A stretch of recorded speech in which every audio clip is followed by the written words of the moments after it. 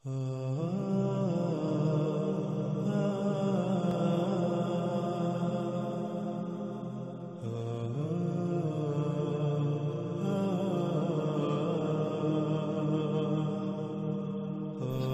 اللہ صلی اللہ علیہ وآلہ وسلم نے کہا، اس میں کچھ شک نہیں دجال کی چوٹی یعنی اس کا بلند ترین مقام سامنے سے تجھے اپنی طرف کھینچے گا، اپنے قریب کرے گا، اپنی طرف متوجہ کرے گا، تمہیں اپنی طرف دعوت دے گا، اور اس میں کچھ شک نہیں کہ قریب ہی کہے گا کہ میں تمہارا رب ہوں۔ پس جس نے کہا تو میرا رب ہے وہ اس کے فتنے میں پڑ گیا، اور جس نے کہا تو کذب کرتا ہے، میرا رب اللہ ہے، اسی پر توکل کرتا ہوں اور تیری حقیقت کھلنے پر اسی کی طرف پلٹتا ہوں، پس دجال اسے نقصان نہیں پہنچا سکے گا۔ ناظرین، اس روایت کو سمجھنے کے لیے اس روایت میں چند الفاظ ایسے ہیں کہ جن کو سمجھنا بہت ضروری ہے۔ جب تک ہم ان الفاظ کو نہیں سمجھیں گے تب تک ہم اس روایت کو گہرائی سے نہیں سمجھ سکیں گے، اور وہ پیغام جو محمد رسول اللہ صلی اللہ علیہ وآلہ وسلم نے اپنے ان الفاظ میں دیا، اس پیغام کو ہم نہیں سمجھ سکیں گے۔ تو رسول اللہ صلی اللہ علیہ وآلہ وسلم کے اس پیغام کو تفصیل اور گہرائی سے جاننے کے لیے ہم پر یہ بات فرض ہے کہ ہم اس روایت میں استعمال ہونے والے ان چند الفاظ کو ان کی گہرائی سے سمجھیں۔ ان میں سب سے پہلا لفظ آ جاتا ہے راس، اس کے بعد حب، پھر اس کے بعد لفظ آ جاتا ہے رب، اس کے بعد لفظ آ جاتا ہے افتتن یعنی فتنہ، پھر کذب، توکل اور لفظ انیب۔ تو ان میں سب سے پہلے ہم بات کرتے ہیں لفظ راس پر۔ راس کسے کہتے ہیں؟ جیسا کہ ناظرین ہم پچھلی ساتھ میں یہ بات جان چکے ہیں کہ راس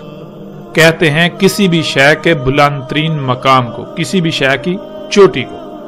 مثلا اگر یہ لفظ انسانی جسم کے لیے استعمال کیا جائے گا تو انسانی جسم کا جو بلند ترین مقام ہے، جو چوٹی ہے، جو پیک ہے، اسے عربی میں راس کہا جائے گا۔ جیسے کہ انسانی جسم کا بلند ترین مقام وہ ہے جسے ہم سر کہتے ہیں۔ اس لیے جب یہ لفظ انسان کے لیے استعمال کیا جائے گا تو اس کا معنی انسان کا سر ہوگا، لیکن اس کا مطلب ہرگز یہ نہیں ہے کہ راس کا معنی یا راس کا ترجمہ سر ہے، نہیں، بلکہ راس کہتے ہیں کسی بھی شے کے بلند ترین مقام کو، کسی بھی شے کی چوٹی کو۔ پھر آگے آتا ہے لفظ حب۔ حب کہتے ہیں کسی شے کو اپنے قریب کرنے یا اپنی طرف کھینچنے کو۔ جیسے مقناطیسی کشش ہوتی ہے، مقناطیسی کشش کو یعنی مقناطیسی قوت کو بھی عربی میں حب کہتے ہیں۔ پھر آ جاتا ہے لفظ رب، یعنی رب کہتے ہیں اس ذات کو، یعنی وہ ذات جو کسی شے کو جب اس کا وجود نہ ہو وجود میں لائے، اس کے بعد اسے جس مقصد کے لیے وجود میں لایا اس مقصد کو پورا کرنے کے لیے اسے اس مقام پر لانا جس مقام پر آ کر وہ اس مقصد کو پورا کر سکے جس مقصد کے لیے اسے خلق کیا گیا، اور اس کی تمام تر ضروریات کو خلق کر کے اسے مہیا کرنے والی ذات۔ قرآن میں اللہ سبحانہ و تعالی نے بچے کے لیے اس کے والدین کو اس کا رب کہا، جیسا کہ آپ سورہ بنی اسرائیل کی آیت نمبر 24 میں دیکھ سکتے ہیں، ربی ارحمہما کما ربیانی صغیرا، یعنی اے میرے رب ان دونوں پر رحم کر، یعنی ان دونوں کی حفاظت کر، بالکل اسی طرح جس طرح جب میں چھوٹا تھا تو میرے رب ہونے کے ناطے انہوں نے میری حفاظت کی۔ اللہ سبحانہ و تعالیٰ نے والدین کو بچے کے لیے رب اس لیے کہا کیونکہ جب بچے کا وجود نہیں ہوتا تو والدین اسے وجود عطا کرتے ہیں، اس کے بعد بچہ ہر لحاظ سے والدین کا محتاج ہوتا ہے، والدین اس کی تمام ضروریات اسے مہیا کرتے ہیں۔ اگر والدین اسے کھلائیں گے تو بچہ کھائے گا، ورنہ بچہ بھوکا مر جائے گا، خود سے کچھ بھی نہیں کر پائے گا۔ بالکل اسی طرح بچے کی جتنی بھی ضروریات ہیں ہر لحاظ سے بچہ والدین کا محتاج ہوتا ہے، اس لیے اللہ سبحانہ و تعالیٰ نے والدین کو بچے کے لیے اس کے رب کہا۔ جب ایک بچہ چھوٹا ہوتا ہے تو وہ والدین کا محتاج ہوتا ہے، یوں ایک انسان جب بچہ تھا تو اللہ اس کے والدین کی صورت میں اس کا رب تھا، اور جیسے جیسے انسان خود مختار ہوتا جائے تو ویسے ویسے اللہ سبحانہ و تعالی نے اسے خود کو فطرت کا محتاج بنانے کا حکم دیا، کیونکہ باشعور اور بااختیار ہوتے ہی جیسے وہ پہلے والدین کا محتاج تھا تو اللہ اس کا رب تھا، بالکل اسی طرح اب وہ اگر خود کو فطرت کا محتاج بنائے گا تو اس کا رب اللہ ہوگا، ورنہ وہ خود کو جس کا محتاج بنائے گا وہی اس کا رب کہلائے گا۔ اسی کا حکم اللہ سبحانہ و تعالی نے قرآن میں کئی مقامات پر دیا کہ ہر طرف سے کٹ کر یکسو ہو کر فطرت پر قائم ہو جاؤ، اور اسی کو اللہ سبحانہ و تعالی نے اصل دین قرار دیا، جس کا اکثریت کو شعور ہی نہیں ہے، اکثریت کو علم ہی نہیں ہے کہ دین کیا ہے۔ دین ہے فطرت پر قائم ہونا، خود کو فطرت کا محتاج بنانا، ہر لحاظ سے فطرت پر ہی توکل کرنا، فطرت پر انحصار کرنا۔ پھر ناظرین آگے لفظ آ جاتا ہے فتنہ۔ ناظرین فتنے کو سمجھنے کے لیے ہم ایک مثال کا سہارا لیتے ہیں۔ مثال کے طور پر ایک ایسی شے جو مارکیٹ میں یعنی بازار میں بہت مقبول ہو، کوئی بھی جائے، خواہ وہ بچہ ہو، بڑا ہو یا بوڑھا، کوئی بھی جائے وہ قیمت ادا کرے گا اور اس شے کو لے آئے گا۔ لیکن ایسا ہو اب مارکیٹ میں وہی شے جعلی یعنی نقلی بھی آ جائے اور اتنی زیادہ تعداد میں آ جائے کہ اس کے مقابلے میں اصل بہت کم اور اصل کی پہچان بہت مشکل ہو جائے، تو اب جو بھی خریدنے جائے گا ممکنہ طور پر نقلی ہی خرید کر لائے گا، جس سے یہ علم ہو گیا کہ مارکیٹ میں اصل کے مقابلے میں نقلی شے بھی آ چکی ہے۔ تو ناظرین کسی بھی شے کی جب نقل تیار کی جاتی ہے وہ ایسی نہیں بنائی جاتی کہ وہ خود بول کر کہے کہ میں نقلی ہوں، بلکہ نقل ایسی تیار کی جاتی ہے کہ اصل شے بھی نقل کے مقابلے میں نقل نظر آئے۔ ایسی صورت میں کوئی بھی جب اس شے کو خریدنے جائے، خواہ وہ کتنے ہی علم والا ہی کیوں نہ ہو، اس پر امتحان آ جائے گا کہ آیا ان میں سے کون سی اصلی ہے اور کون سی نقلی۔ اس طرح امتحان میں پڑھنے کو عربی میں فتنہ کہتے ہیں، اور نقل کو اختیار کر لینے کو فتنے میں پڑ جانا یعنی فتنے کا شکار ہو جانا کہلاتا ہے۔ ناظرین اگلا لفظ آ جاتا ہے کذب۔ کذب کہتے ہیں اللہ کی آیات جو کہ تمام کی تمام مخلوقات سمیت ہر وہ شے جس سے انسان اللہ کو جان سکے، اللہ کو پہچان سکے، پر ایمان لانے کی بجائے ان کا کفر کرنا، یعنی اس بات کو تسلیم کرنے سے انکار کر دینا کہ یہ تمام کی تمام آیات جو کہ تمام کی تمام مخلوقات اللہ کی آیات ہیں، ان کو اللہ سبحانہ و تعالی نے کسی نہ کسی مقصد کے لیے خلق کیا، اور جس مقصد کے لیے خلق کیا اس مقصد کو پورا کرنے کے لیے ان سب کو ان کے مقامات پر رکھ دیا۔ تو جب تک یہ تمام کی تمام آیات، یہ تمام کی تمام مخلوقات اپنے اپنے مقام پر رہتے ہوئے اپنی اپنی ذمہ داری پوری کریں گی، تب تک اس کائنات کا نظام بالکل ٹھیک رہے گا۔ اس کائنات میں کوئی کمی، کوئی کجی، کوئی کوتاہی، کوئی لاپرواہی، کوئی فساد، کوئی خرابی نہیں ہوگی، کیونکہ یہ کائنات بالکل ایک مشین کی مانند ہے۔ جیسے مشین میں پرزے ہوتے ہیں، ہر پرزہ دوسرے کے ساتھ مشروط ہوتا ہے، بالکل اسی طرح یہ تمام کی تمام مخلوقات اس کائنات میں پرزوں کی مانند ہیں۔ جب کوئی ایک خلق اپنی ذمہ داری پوری کرے گی تو اس سے ریلیٹڈ، اس سے مشروط، اس سے تعلق رکھنے والی دوسری مخلوق اپنی ذمہ داری پوری کر پائے گی۔ اس طرح پوری کائنات بالکل ٹھیک رہے گی۔ تو ناظرین اس دعوت کا انکار کر دینا، اس بات کو تسلیم کرنے کے بجائے اس کا انکار کرتے ہوئے اللہ کی آیات میں، اللہ کی مخلوقات میں چھیڑ چھاڑ کرنا، ان میں پنگے لینا، ان کو اپنی مرضی کے مطابق استعمال کرنا، ان کو ان کے مقامات سے ہٹا دینا، جس سے کائنات میں فساد ہو، کائنات میں خرابیاں ہوں، پھر اس کی وجہ سے تباہیاں، اسے عربی میں کذب کہتے ہیں۔ اس کے بعد ناظرین لفظ آ جاتا ہے توکل۔ توکل کہتے ہیں ہر لحاظ سے مکمل طور پر کسی پر انحصار کرنا، ہر معاملے میں یا کسی بھی معاملے میں کسی کا محتاج بننا، خواہ آپ کو تکالیف و مصائب کا ہی سامنا کیوں نہ کرنا پڑے، یا خواہ آپ کی ضروریات پوری نہ ہوں، آپ کو صبر یا قناعت کرنا پڑے، اسے کہتے ہیں توکل۔ پھر اس کے بعد ناظرین لفظ آ جاتا ہے انیب۔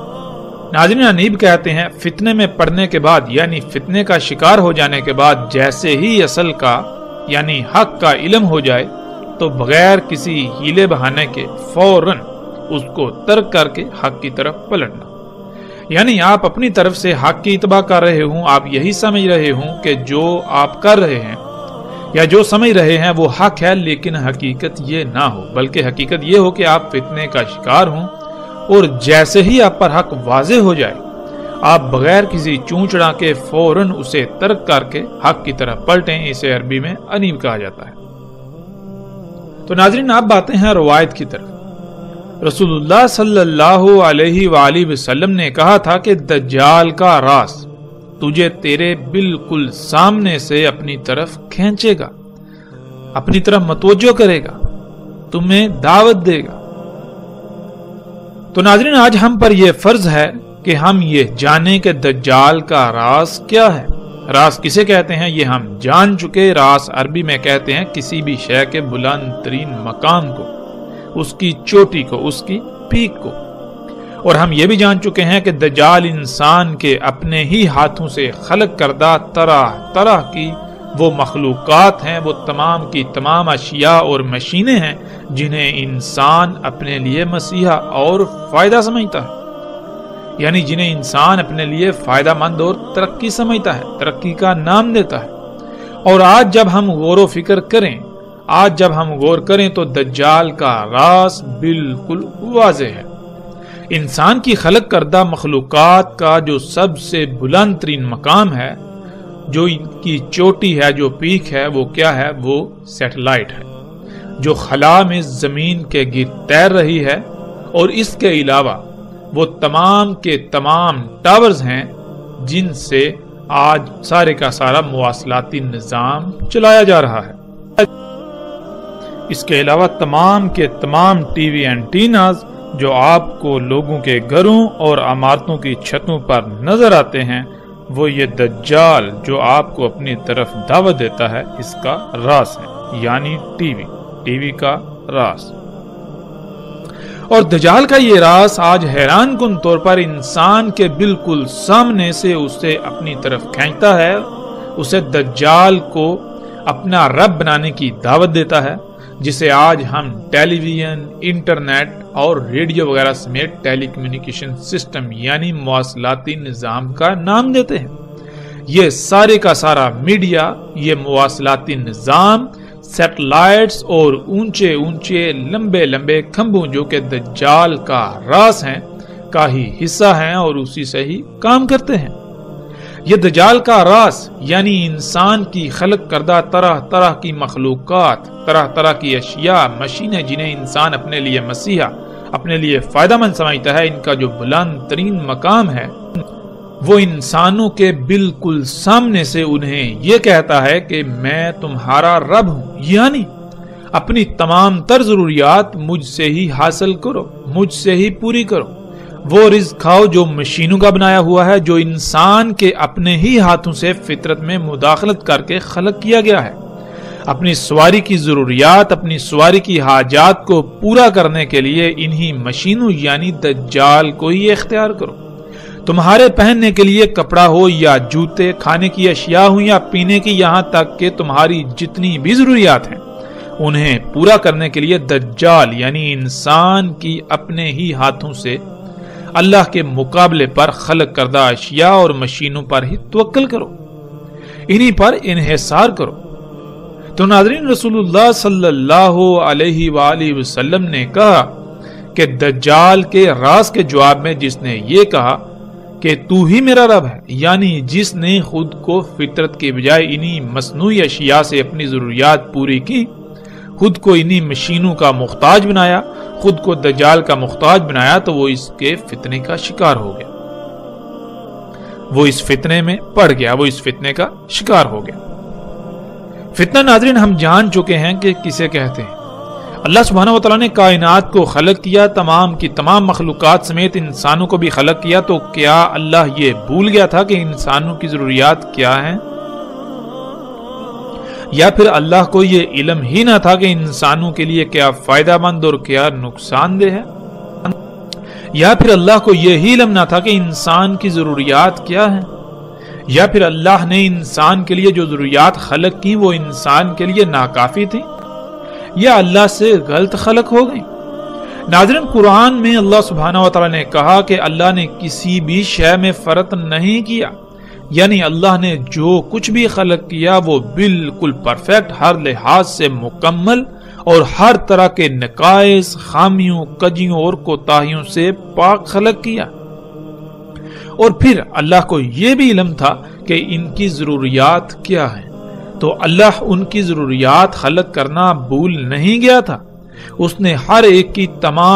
تمام ضروریات بھی خلق کی، جو کہ ہر لحاظ سے مکمل اور احسن خلق کی۔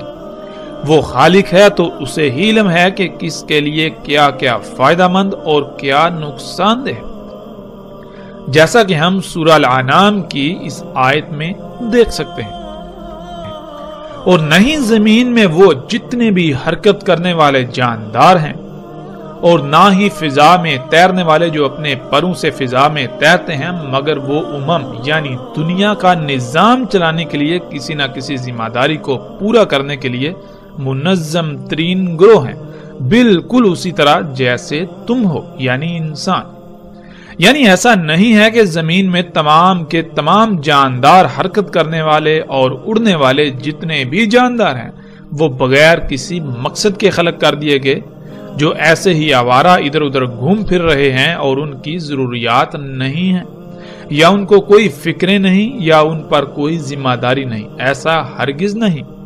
بلکہ وہ تمام کے تمام منظم ترین گروہوں کی حیثیت سے اپنی اپنی ذمہ داری کو احسن طریقے سے پورا کر رہے ہیں، اور ان کی بھی بالکل تمہاری ہی طرح کی ضروریات ہیں۔ تو کیا تم نے کبھی ان کو ایسا کرتے دیکھا جیسا تم کر رہے ہو؟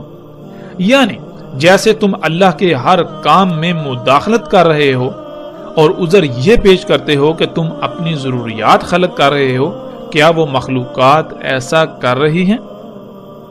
وہ ایسا کیوں نہیں کر رہی؟ کیا ان کی ضروریات نہیں؟ کیا ان کو حاجات لاحق نہیں جیسے تم کو ہیں؟ جب ان کو بھی ضروریات و حاجات لاحق ہیں بالکل اسی طرح جیسے تمہیں ہیں، تو پھر وہ ایسا کیوں نہیں کر رہی جیسا تم کر رہے ہو؟ بلکہ وہ تو اپنی اپنی ذمہ داری کو پورا کرنے میں مصروف ہیں تاکہ کائنات میں کوئی خرابی پیدا نہ ہو، ان کی لاپرواہی سے کائنات کے نظام میں کوئی رکاوٹ پیدا نہ ہو۔ ان کو کیوں ایسا کرنے کی ضرورت پیش نہیں آئی؟ آگے اللہ سبحانہ و تعالیٰ اس کا جواب یوں دیتے ہیں، نہیں فرض کیا ہم نے کتاب میں، یعنی کائنات میں کسی بھی شے سے۔ مطلب یہ کہ اللہ نے جو کچھ بھی خلق کیا وہ بالکل پرفیکٹ، ہر لحاظ سے مکمل اور ہر طرح کے نقائص، خامیوں، کجیوں اور کوتاہیوں سے پاک خلق کیا۔ اور پھر اللہ کو یہ بھی علم تھا کہ ان کی ضروریات کیا ہیں۔ تو کیا اللہ ان کی ضروریات خلق کرنا بھول گیا؟ نہیں، اللہ ان کی ضروریات خلق کرنا نہیں بھولا۔ اس نے ہر ایک کی تمام ضروریات بھی خلق کی، جو کہ ہر لحاظ سے مکمل اور احسن خلق کی۔ وہ خالق ہے تو اسے ہی علم ہے کہ کس کے لیے کیا فائدہ مند اور کیا نقصان دہ۔ تو اس کے باوجود جب تم ایسا کر رہے ہو تو پھر ایسا ہرگز نہیں کہ تم یہ سب کرتے رہو اور کوئی تم سے اس بارے میں پوچھے گا نہیں، بلکہ جان لو پھر ان کے رب کی طرف ہی اکٹھا کیا جانا ہے۔ یعنی تمہیں یہاں جو ایک محدود متعین مدت دی گئی ہے، جیسے ہی یہ ختم ہوگی تو تمہیں ان مخلوقات کے رب کی طرف اکٹھا کیا جائے گا۔ تب تم سے پوچھا جائے گا کہ کیا تمہارے رب نے تمہاری ضروریات خلق نہیں کی تھی، جو تم کو خود سب کچھ خلق کرنا پڑا؟ کیا تمہارے رب نے کوئی کوتاہی کر دی تھی؟ کیا تمہارے رب سے کوئی لاپرواہی ہو گئی تھی، کچھ غلط خلق ہو گیا تھا، عیب دار خلق کر دیا تھا، یا پھر وہ تمہیں خلق کر کے تمہاری ضروریات کو خلق کرنا ہی بھول گیا تھا؟ تمہاری ان حرکتوں کی وجہ سے کائنات میں جو فساد ہوا، جو خرابیاں ہوئیں اور ان کی وجہ سے جو تباہیاں آئیں، جو باقی مخلوقات کو، اللہ کے عباد کو کنات کرنا پڑی، ان کو مصائب و آزمائشوں کا سامنا کرنا پڑا، آج تمہیں ایک ایک رائے کا حساب دینا ہوگا اور اس کے نتائج کو بھگتنا ہوگا۔ ناظرین، اللہ نے مخلوقات کو خلق کیا تو کیسے اور ان کی ضروریات کو کیسے خلق کیا؟ جب ہم غور کریں تو ہم پر ہر بات کھل کر واضح ہو جاتی ہے کہ اللہ سبحانہ و تعالیٰ نے اس کائنات کو پورے علم اور حکمت یعنی حساب کتاب کے ساتھ ایک پیچیدہ ترین مشین کی مانند خلق کیا۔ مخلوقات کی ضروریات بھی اسی نظام سے یہ خلق ہوتی ہیں جسے ہم فطرت کہتے ہیں۔ فطرت پر قائم ہونا تھا، یہ اصل شے تھی، اصل دین تھا، دنیا میں آنے کا اصل مقصد و امتحان تھا۔ تو کیا آج ہم اپنی ضروریات فطرت سے حاصل کر رہے ہیں؟ فطرت پر قائم ہیں یا پھر آج فطرت کے مقابلے پر مصنوعی اشیاء کی بھرمار ہے اور ہم انہی کو اختیار کیے ہوئے ہیں، ہم انہی پر توکل کرتے ہیں، انہی پر ہمارا انحصار ہے۔ مصنوعی جو کہ اصل کے مقابلے میں نقل ہیں، اور یہ فتنہ ہے۔ انسانوں کو اصل کا علم ہی نہیں اور وہ چاہتے یا نہ چاہتے ہوئے بھی اس فتنے کا شکار ہیں۔ اپنا رب دجال کو بنائے ہوئے ہیں، اور جب کسی پر یہ بات واضح ہو جاتی ہے، یہ دجل چاک ہو جاتا ہے اور وہ اللہ سبحانہ و تعالیٰ کے ساتھ مخلص ہوتا ہے، یوں اس کے نزدیک اس دجال کا قتل ہو جاتا ہے، یعنی اس پر یہ دھوکہ واضح ہو جاتا ہے کہ یہ سب مصنوعی اشیاء جو فطرت کی ضد ہیں، یہ انسان کے لیے یعنی میرے لیے مسیحا نہیں، فائدہ مند نہیں، بلکہ دنیا اور آخرت میں میری تباہی کا سبب ہے۔ تو ایسے شخص کے بارے میں رسول اللہ صلی اللہ علیہ وآلہ وسلم نے یوں کہا، اور جو دجال کے راز کی اس دعوت کے میں تمہارا رب ہوں کے مقابلے پر یہ کہے گا کہ کذب، یعنی تو میرا رب نہیں، تو اللہ کی مخلوقات میں اللہ کے کاموں میں مداخلت کر رہا ہے، کائنات کو فساد زدہ کر رہا ہے، تیری وجہ سے کائنات میں طرح طرح کی تباہیاں آ رہی ہیں، تیری وجہ سے بیماریاں و آزمائشیں آ رہی ہیں، تیری وجہ سے دنیا کے حالات بد سے بدتر ہوتے چلے جا رہے ہیں، اس لیے تو میرا رب نہیں۔ پہلے میں نے تجھے اپنا رب بنایا ہوا تھا اس وجہ سے کیونکہ مجھ پر یہ سارا حق واضح نہیں تھا، میں تیرے دجل کا شکار تھا، اس لیے اب میرا رب اللہ ہے، یعنی میں اپنی ضروریات انسان کی خلق کردہ ان مصنوعی اشیاء سے پوری نہیں کروں گا، میں خود کو فطرت کی بجائے ان مصنوعی اشیاء کا محتاج نہیں بناؤں گا، بلکہ میرا رب اللہ ہے، یعنی میں اپنی تمام تر ضروریات فطرت سے پوری کروں گا، خود کو فطرت پر قائم کروں گا اور اپنی حاجات و ضروریات کو پورا کرنے کے لیے اسی پر انحصار کروں گا، یعنی اسی پر توکل کروں گا۔ پہلے میں تجھے اپنا رب بنائے ہوئے تھا، وہ اس لیے کہ میں بھی باقی انسانوں کی طرح تجھے اپنے لیے مسیحا سمجھتا تھا، اس ٹیکنالوجی کو، صنعتی انقلاب کو، انسان کی خلق کردہ طرح طرح کی مخلوقات کو انسان کے لیے ترقی سمجھتا تھا، دنیا کے لیے ترقی سمجھتا تھا، لیکن اب مجھ پر یہ دجل کھل چکا، میرے نزدیک اس دجال کا قتل ہو چکا، ان اشیاء پر پڑا دجل کا پردہ چاک ہو چکا، اس لیے اب میں بغیر کسی ہیلے بہانے کے اپنے رب کی طرف پلٹتا ہوں۔ تو رسول اللہ صلی اللہ علیہ وآلہ وسلم نے کہا کہ پس دجال اسے کوئی نقصان نہیں پہنچا سکے گا، یعنی پہلے وہ دجال کو رب بنانے کی وجہ سے طرح طرح کی بیماریوں، تکالیف، مصائب، الجھنوں، جھنجھٹوں وغیرہ کا شکار تھا، انسانوں کی غلامی کا شکار تھا، دن رات دجال کی غلامی میں دھنسا ہوا تھا، آزاد ہو کر بھی آزاد نہیں تھا، تو اب اس کے لیے یہ سب نہیں ہوگا، وہ ہر لحاظ سے ایک آزاد اور اللہ سبحانہ و تعالیٰ کا غلام شخص ہوگا۔ ناظرین، سب پر فرض ہے کہ غور و فکر کریں اور دیکھیں کہ کیا آپ دجال کو اپنا رب نہیں بنائے ہوئے؟ کیا آپ اپنی ضروریات کو پورا کرنے کے لیے فطرت پر انحصار کرتے ہیں یا پھر اللہ کے مقابلے پر، فطرت کے مقابلے پر انسان کی اپنے ہی ہاتھوں سے خلق کردہ طرح طرح کی اشیاء سے، انہی مشینوں پر انحصار کرتے ہیں؟ کیا کبھی آپ نے غور کیا کہ اپنی ضروریات کو پورا کرنے کے لیے جس شے پر آپ انحصار کر رہے ہیں، جسے آپ اختیار کر رہے ہیں، وہ کیسے وجود میں آئی؟ اس کی تخلیق سے کائنات میں کس قدر فساد ہوا، کتنی مخلوقات کا قتل عام ہوا، اور زمین و آسمانوں میں اللہ کے قائم کردہ میزان میں کتنا خسارہ ہوا، کس قدر فساد ہوا۔ غور کیجئے اس سے پہلے کہ دیر ہو جائے۔ آج آپ کے پاس وقت ہے، جب یہی وقت ختم ہو جائے گا تو پھر سوائے پچھتاوے کے کچھ نہ رہے گا۔ دجال کے راز کو پہچانے یہ دن رات کیا دعوت دیتا ہے؟ کسی اپنا رب بنانے کی طرف دعوت دیتا ہے۔ ناظرین، بہت سے لوگوں کا کہنا یہ ہے کہ ہم اس سائنسی اور ترقی یافتہ دور کو چھوڑ کر پتھر کے دور میں چلے جائیں۔ کچھ انسان تو ایسا سوال بے بسی کے عالم میں ضرورت کے تحت کرتے ہیں، لیکن اکثریت بطور طنز ایسا سوال کرتی ہے۔ ایسی اکثریت خود کو عقل مند اور سامنے والے کو بیوقوف سمجھتی ہے، لیکن حقیقت میں بیوقوف کون ہے یہ جاننا بالکل بھی مشکل نہیں۔ ناظرین، پتھر کے دور سے ان لوگوں کی مراد یہ ہوتی ہے کہ آج اس مشینی دور کے برعکس آج سے چند صدیاں پہلے کا دور، جسے یہ لوگ پتھر کا دور کہتے ہیں۔ سوال یہ پیدا ہوتا ہے کہ سمندر، درخت، چرند پرند، پھل پھول، پودے، سرسبز باغات سمیت طرح طرح کی مخلوقات یعنی جنت کا منظر پیش کرتی یہ دنیا ان لوگوں کو پتھر کا دور نظر آتی ہے، جس میں نہ زلزلے ہوں، نہ طوفان، نہ بیماریاں ہوں، نہ انسان کا غلام، جس میں رشتے ناتوں کی قدر اور اپنی جان سے زیادہ دوسرے کی جان کی فکر ہو۔ اس طرح اگر بات کی جائے تو خصوصیات کے انبار لگتے جائیں، الفاظ ختم ہو جائیں، مگر خصوصیات بیان کرتے کرتے ختم نہ ہوں۔ اسے یہ لوگ پتھر کا دور کہتے ہیں اور جہالت کا دور کہتے ہیں۔ یہ لوگ بات کرتے ہیں سائنس کی، تو ناظرین سائنس تو کہتے ہیں علم کو۔ تو عقل کے اندھو تمہاری سائنس، تمہارا علم جسے تم ترقی کہتے ہو، وہ تو خود پتھر کے دور کی محتاج ہے۔ کبھی غور تو کرو، یہ زمین کا اگانا کیا یہ سائنس کی انتہا نہیں؟ ایک درخت میں کتنی سائنس ہے، اس کو جاننے کے لیے تمہاری سائنس بے بس ہے۔ تمہارے بنائے ہوئے جدید ترین آلات ایک پتے کی گہرائیوں میں دیکھنے کے باوجود اندھے ہیں، ان کی دیکھنے کی صلاحیت ختم ہو جاتی ہے، مگر پتے کی گہرائی نہیں۔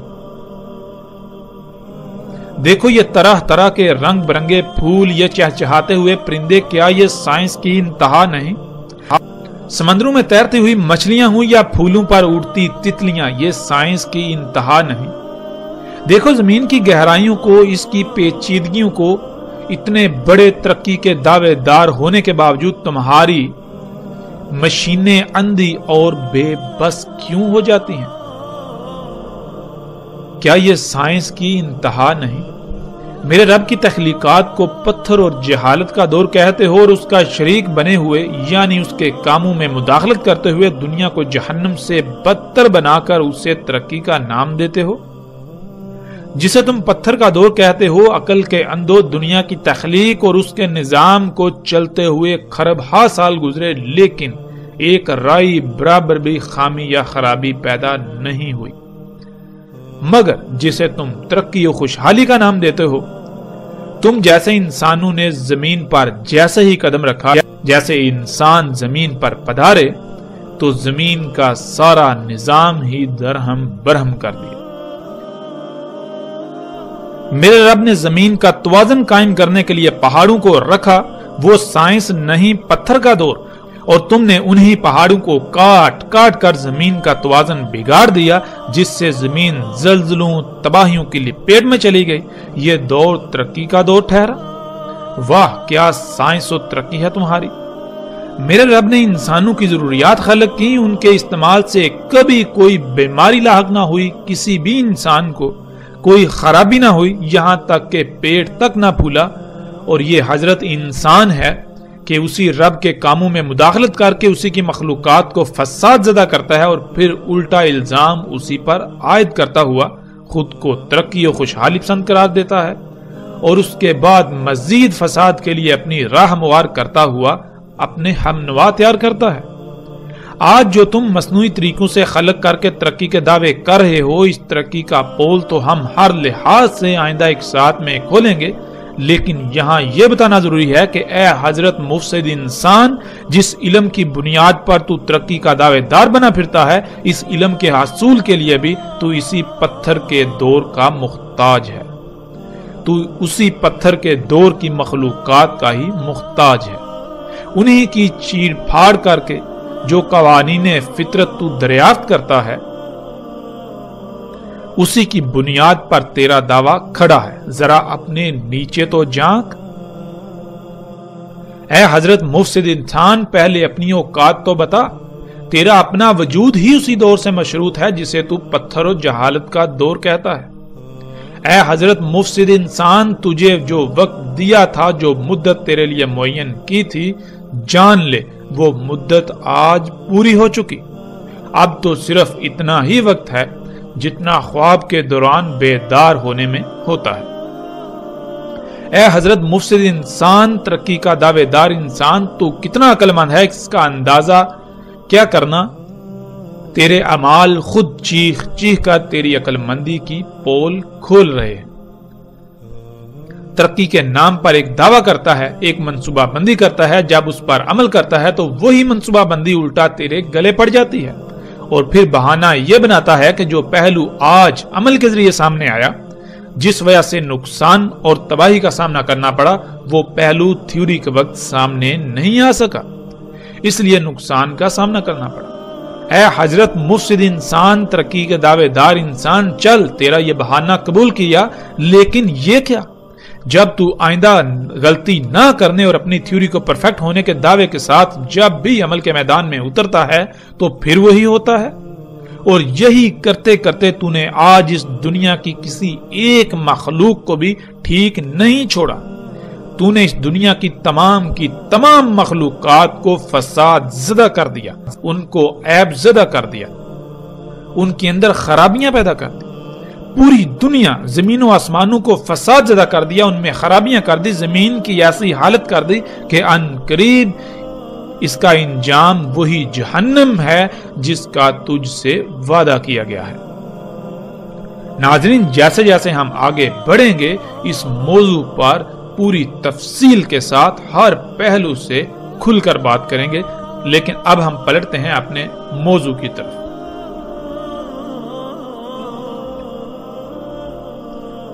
رسول اللہ صلی اللہ علیہ وآلہ وسلم نے کہا، دجال کا راس یعنی دجال کا سب سے بلند ترین مقام اس کی چوٹی جیسے کہ درخت کی شاخ۔ ناظرین، ہم جان چکے ہیں راس کہتے ہیں کسی بھی شے کی چوٹی یا بلند ترین مقام کو۔ جیسے انسانی جسم کا بلند ترین مقام سر ہے، اس لیے جب یہ لفظ انسان کے لیے استعمال ہوتا ہے تو اس کے معنی انسان کا سر کے ہوں گے۔ دجال کا راس یعنی دجال کا بلند ترین مقام جب ہم غور و فکر کریں تو بالکل واضح ہو جاتا ہے کہ دجال جو کہ آج کا میڈیا ہے، ٹی وی ہے، ریڈیو ہے، ٹیلی فون وغیرہ ہے، ان سب کا بلند ترین مقام، اس ٹیکنالوجی کا، انسان کی ایجادات کا جو بلند ترین مقام ہے، ان کا اینٹینا ہوتا ہے، اور وہ بالکل ایسے ہے جیسے درخت کی شاخ ہو۔ جیسے دجال کا راس سیٹلائٹ، اس کو آپ دیکھیں تو وہ بالکل ایسے ہے جیسے کہ درخت کی شاخ ہو۔ آپ کے ارد گرد نصب لمبے لمبے کھمبے، ان کے اوپر جو لگے ہوئے اینٹینے ہیں، جب آپ ان کو دیکھیں تو وہ بالکل ایسے ہیں حیران کن طور پر جیسے کہ درخت کی شاخ ہوں۔ اور آپ یہ تصاویر سکرین پر دیکھ رہے ہیں۔ ناظرین، آپ ذرا تصور کریں کہ اینٹینا کے بارے میں 14 صدیاں قبل بات کرنا مقصود ہوتا، جب اس کا کوئی وجود اور تصور تک بھی نہیں تھا، تو اس سے بہتر کوئی اور الفاظ ہو سکتے تھے جو محمد رسول اللہ صلی اللہ علیہ وآلہ وسلم نے اس وقت استعمال کیے۔ جس شے سے ان چیزوں کو تشبیہ دی، کیا اس سے بہتر کوئی اور شے ہو سکتی تھی جو اس وقت بھی اپنا وجود رکھتی ہے اور آج بھی؟ اینٹیناز یعنی دجال کے راس جتنے بھی ہیں وہ کسی نہ کسی درخت کی شاخ سے ضرور مماثلت رکھتے ہیں، یہاں تک کہ سیٹلائٹ جو کہ دجال کا راس ہے، آپ اس میں بھی غور کریں، اسے بھی دیکھیں تو وہ بھی آپ کو بالکل ایک درخت کی شاخ ہی کی طرح نظر آئے گی، جیسا کہ آپ اپنی سکرین پر تصاویر دیکھ رہے ہیں۔ رسول اللہ صلی اللہ علیہ وآلہ وسلم نے کہا، اس میں کچھ شک نہیں، وہ دجال نکلے گا شام اور عراق کے درمیان خالی جگہ سے، پس وہ تباہی پھیلائے گا دائیں جانب، یعنی ہر شے میں خرابیاں کر دے گا، فصلوں میں خرابیاں کر دے گا، جانوروں انسانوں کو بیماریاں زدہ کر دے گا، زمین میں خامیاں و خرابیاں کر دے گا، جراثیموں کیڑے مکوڑوں کا باعث بنے گا، حتیٰ کہ ہر شے میں خرابیاں کر کے تباہی پھیلا دے گا، اور اسی طرح تباہی پھیلائے گا شمال کو بھی۔ اے اللہ کے غلاموں، پس اللہ کی غلامی پر ثابت قدم رہنا، اللہ کی غلامی پر ڈٹے رہنا، یعنی اس وقت اللہ ہی کو اپنا رب بنانا اور اسی پر ڈٹ جانا۔ دجال سے اپنی ضروریات پوری نہ کرنا بلکہ فطرت سے ہی اپنی ضروریات پوری کرنا، جس کے لیے تمہیں بڑی بڑی مصیبتوں، تکالیف اور آزمائشوں کا سامنا کرنا پڑے گا، مگر اس کے باوجود ڈٹے رہنا۔ ناظرین، یہ مکمل روایت کا کچھ حصہ ہے، پہلے ہم اس حصے پر بات کرتے ہیں، جب اس پر بات مکمل ہو جائے گی تو ہم اس روایت کے اگلے حصے کی جانب بڑھیں گے۔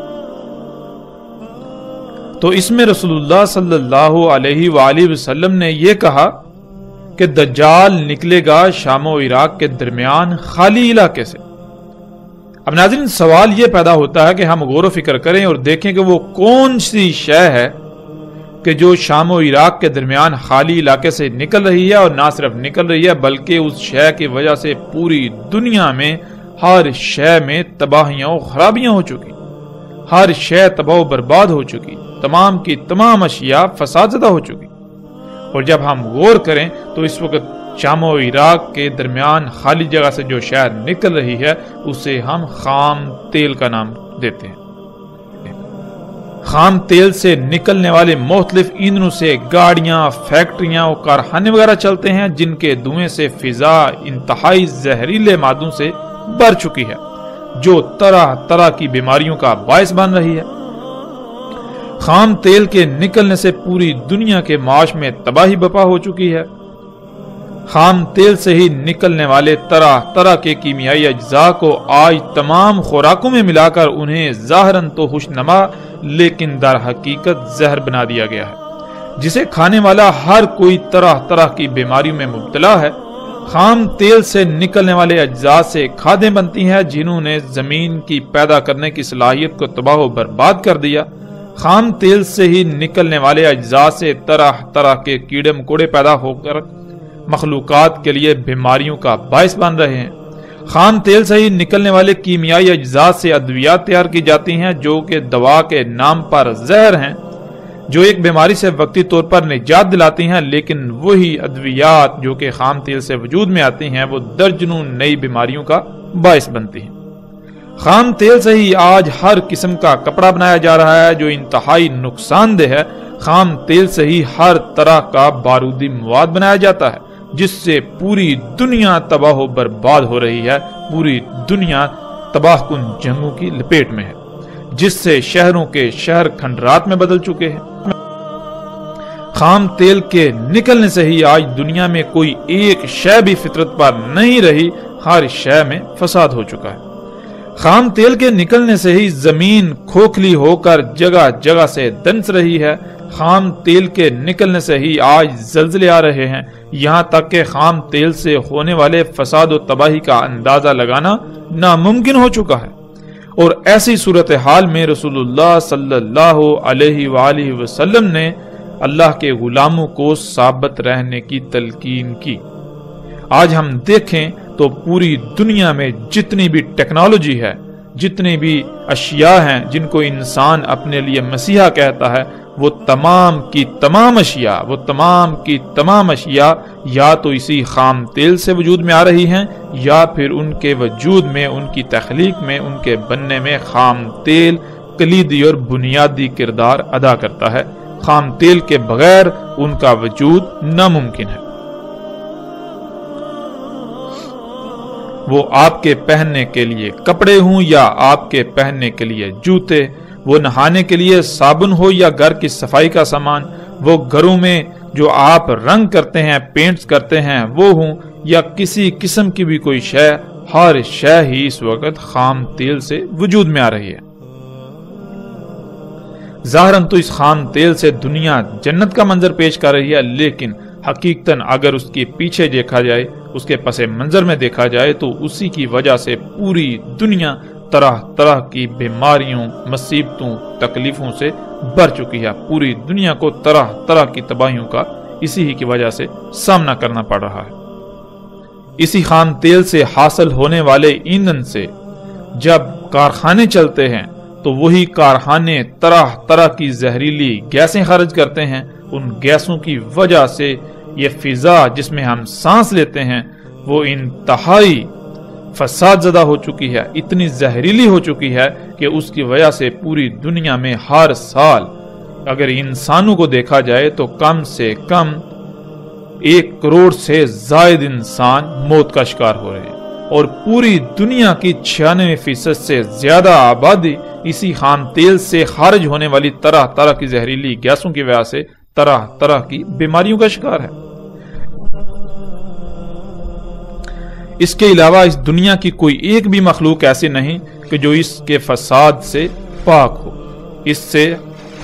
اسے نقصانات کا سامنا نہ کرنا پڑ رہا ہو۔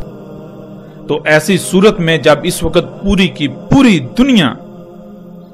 مصنوعی اشیاء سے اسی خام تیل کی وجہ سے بھر چکی ہے تو رسول اللہ صلی اللہ علیہ وآلہ وسلم نے مومنوں سے کہا تھا کہ تم ثابت قدم رہنا، اللہ کی غلامی پر ڈٹے رہنا۔ اس وقت ایسے حالات میں جب تم اللہ سبحانہ و تعالیٰ کی غلامی پر ڈٹو گے تو یہ انتہائی مشکل ہوگا۔ اور آج جب ہم غور و فکر کریں، نہ صرف آج ہم اسی وقت میں موجود ہیں بلکہ اگر آج اللہ سبحانہ و تعالیٰ کی غلامی اختیار کی جائے، فطرت پر قائم ہونے کی کوشش کی جائے تو یہ انتہائی مشکل ہے۔ جب رسول اللہ صلی اللہ علیہ وآلہ وسلم نے یہ کہا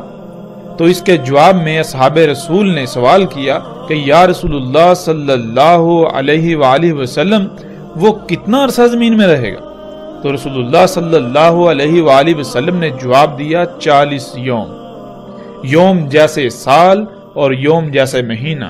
اور یوم جیسے ہفتہ اور باقی ایام جیسے تمہارے ایام۔ کہا ہم نے اے اللہ کے رسول صلی اللہ علیہ وآلہ وسلم پس اس یوم جو سال جیسا ہوگا کیا ہمیں کافی ہوگی اس میں ایک یوم کی صلاح؟ رسول اللہ صلی اللہ علیہ وآلہ وسلم نے جواب دیا نہیں، قدر کر لینا اس کی جیسے اس کی قدر ہے، یعنی جیسے اللہ سبحانہ و تعالیٰ نے قدر میں کر دیا بالکل ویسے ہی ہوگا اس یوم تم پورے حساب کتاب کے ساتھ صلاۃ قائم کرنا جو اس کی قدر ہے۔ مطلب یہ کہ وہ مدت جو ہوگی اس میں طرح طرح کے حالات و واقعات کا سامنا کرنا پڑے گا، تو اس دوران حالات و واقعات کے مطابق جب جب جو صلاح کتب ہوگی اسے قائم کرنا۔ جواباً پوچھا گیا کہ یا رسول اللہ صلی اللہ علیہ وآلہ وسلم اس کی زمین میں تیز رفتاری کیا ہوگی؟